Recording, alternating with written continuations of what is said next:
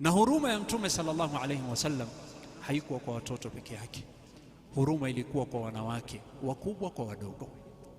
Ikiwa ni wasichana wadogo, ar-Rasul sallallahu alayhi wasallam atoa mwongozo salawatu rabbi wa salamu alayhi, akasema man wuliya min albanati shay'an fa ahsana ilayhin kunna lahu sitran min an-nar, yoyote ambaye Allah atamtunuku ampatie watoto wa kike, hao wasichana wako ukawalea vizuri, ukaonesha mapenzi, ukaonesha huruma, wakawa ni wako katika stara ya Allah mpaka siku wakaolewa wakatoka nyumbani kwako, ili hali muamala wako nao ni mzuri, ar-Rasul sallallahu alayhi wasallam asema hao watoto wa kike, Fatima, Aisha, Zainab, Hawa, hao wasichana wako, ikifika siku ya Kiyama ukitaka kutumbukizwa ndani ya moto wa Jahannam, wanasimama wanasema, ya Allah, usimuingize baba yetu ndani ya Jahannam.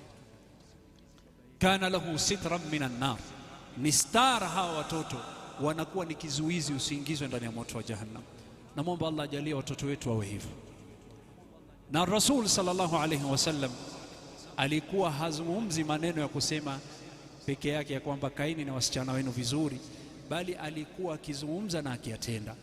Bali Fatima binti Rasulillah akija nyumbani kwake kumsalimia babake, na Fatima ameolewa, ana watoto, akiingia nyumbani ar-Rasul sallallahu alayhi wasallam alikuwa hamsalimii binti yake kama amekaa, alikuwa akisimama ampokee binti yake Fatima, ambusu na kumpiga kamama na kumkumbatia, kisha amchukua Fatima ampatie ile nafasi alikuwa amekaa, njoka hapa mwanangu, njoka hapa.